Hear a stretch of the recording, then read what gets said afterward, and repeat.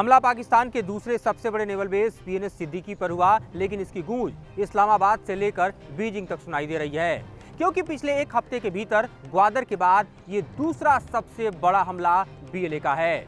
नमस्कार, मैं हूं मधुरेंद्र कुमार और आप देख रहे हैं मेरे साथ रणनीति। आज हम रणनीति में आपको बतलाने वाले हैं कि बलूचिस्तान की आज़ादी के लिए बलूचिस्तान लिबरेशन आर्मी की रणनीति क्या है और क्यों पाकिस्तान और चीन दोनों ही देशों के तत्परता के बावजूद बीएलए ने एक हफ्ते के भीतर ग्वादर के बाद पीएनएस सिद्दीकी को निशाना बनाया। और न सिर्फ निशाना बनाया, बल्कि जिस तरह के ब्लास्ट की खबरें यहां से आई हैं, जिस तरह के धमाके की गूंज में पीएनएस सिद्दीकी पूरी तरह से जलता हुआ विजुअल्स में नजर आ रहा है, उससे साफ समझ आता है कि बीएलए ने किस तरह से प्लानिंग के अंतर्गत इसको टारगेट किया। बीएलए का माजिद ब्रिगेड जो है वही ग्वादर में हमले का जिम्मेदार था और उसी के हमलावरों ने पीएनएस सिद्दीकी को भी टारगेट किया। हम जानते हैं कि पीएनएस सिद्दीकी इस वक्त पाकिस्तान और चीन के सीपेक प्रोजेक्ट का सबसे बड़ा संरक्षक और सबसे बड़ा हम कहें तो एक तरह से संरक्षण का अड्डा है, क्योंकि यहीं से चीन अपने ड्रोन को ऑपरेट करता है ताकि सीपेक को सुरक्षा मिल सके, ग्वादर को सुरक्षा मिल सके और अरब सागर से लगे हुए उसके सीपेक के एसेट्स जो हैं सुरक्षित रह सकें। लेकिन बलूचिस्तान लिबरेशन आर्मी भी जानती है कि अगर बलूचियों को पाकिस्तान से आज़ाद कराना है, चीन और पाकिस्तान के गठजोड़ से आज़ाद कराना है, तो हर उस स्ट्रेटजिक पॉइंट को टारगेट करना होगा जिससे ये गठजोड़ कमज़ोर हो सके। और इसी के मद्देनज़र हम देख रहे हैं कि किस तरह से लगातार जो है बलूच लिबरेशन आर्मी के हमले बढ़ते जा रहे हैं। एक तरफ टीटीपी के हमले और दूसरी तरफ बलूच लिबरेशन आर्मी के हमले। इन दोनों हमलों से इस पर पाकिस्तान जो है पूरी तरह से थर्राया हुआ है।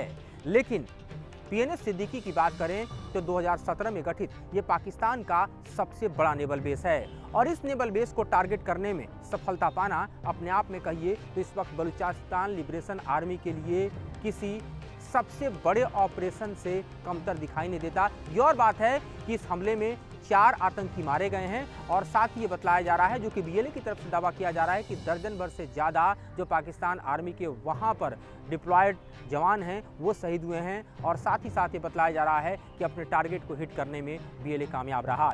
ये और बात है कि आईएसपीआर अपने बयानों में कुछ और बता रहा है, लेकिन जो ज़मीनी आसपास के लोग हैं दरअसल तुर्बत के, उनके रिपोर्ट्स कुछ और बता रहे हैं। ये जो लोकेशन है इसको ज़रा गौर से देखिए तो तुर्बत जो है लगभग 2 लाख की आबादी वाला एक छोटा सा शहर है, जहाँ पर 2017 में पीएनएस सिद्दीकी को डेवलप किया गया। यहाँ पर मॉडर्न रनवे है और यहाँ से पाकिस्तान की जो आप समझिए कि नेवल फ्लीट है उसका ऑपरेशन सारा होता है। लॉकहेड मार्टिन का P3 यहाँ पर सी ओरियन जो विमान है वो यहाँ से ऑपरेट करता है। और जाहिर है कि ये पूरा इलाका जो है आप यूँ देखिए कि तकरीबन स्ट्रेटजिक पॉइंट ऑफ व्यू से सीपेक के लिए काफ़ी महत्वपूर्ण बताया जाता है।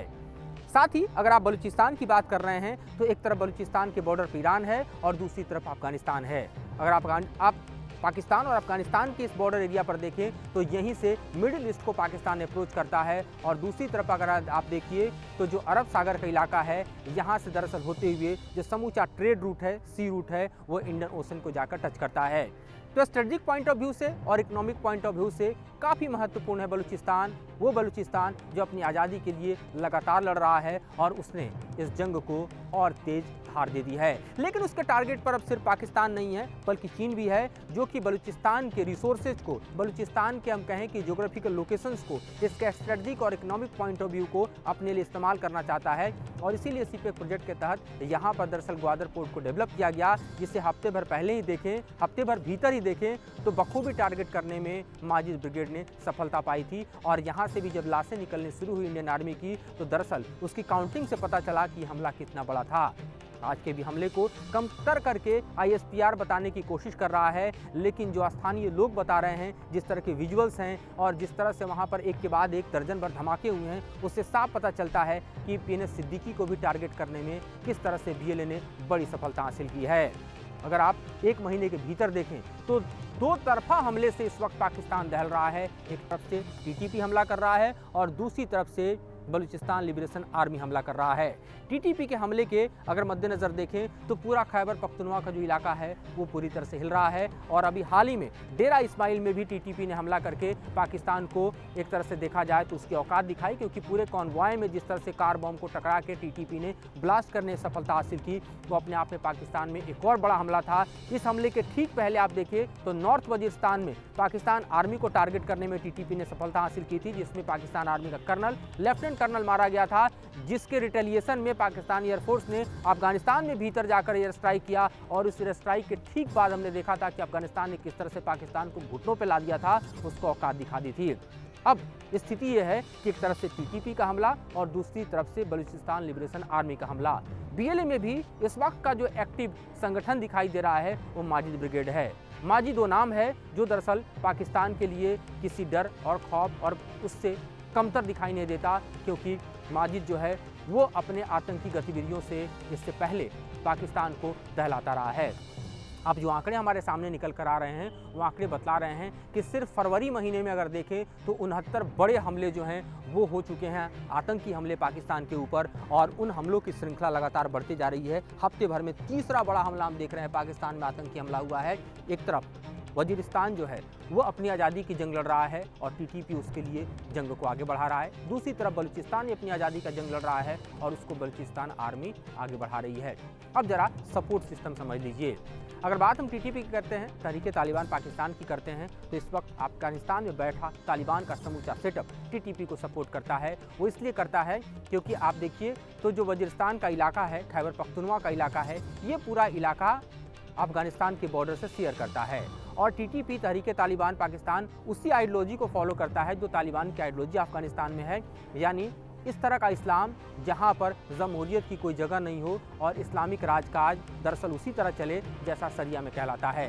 टीटीपी उसी को फॉलो करते हुए इस वक्त देख रहे हैं कि खैबर पख्तूनख्वा को तो पूरी तरह से अपने आगोश में ले चुका है। वहां पर उसके एक से बड़े एक अड्डे हैं और साथ ही बैकअप सपोर्ट अफगानिस्तान में स्थित जो उसके टीटीपी के अड्डे हैं वहां से मिल रहा है।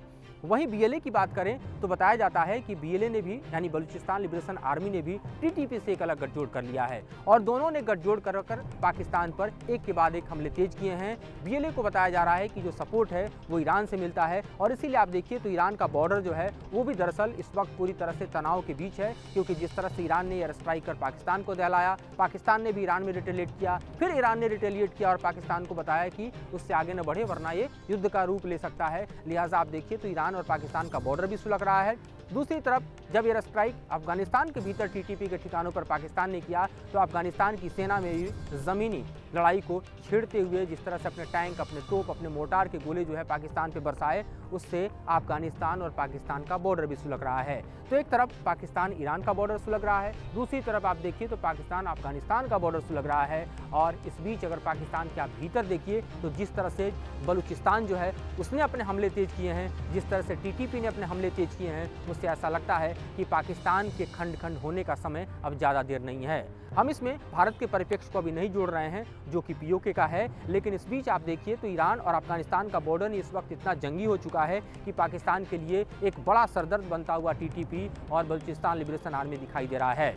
आने वाले दिनों में ऐसे और बड़े हमले करने का ऐलान टीटीपी ने भी किया है और बीएलए ने भी किया है। तो देखते हैं पाकिस्तान के और कितने बड़े सैन्य ठिकाने या फिर आर्थिक ठिकाने इन हमलों के गवाह बनते हैं और इन हमलों के तपिश में आते हैं, आगोश में आते हैं। फिलहाल इस विषय पे इतना ही। आगे इससे जुड़े हुए और जानकारी और विश्लेषण को आपके सामने लेकर आएंगे। मुझे और मेरे सहयोगी जयराम को दीजिए इजाज़त।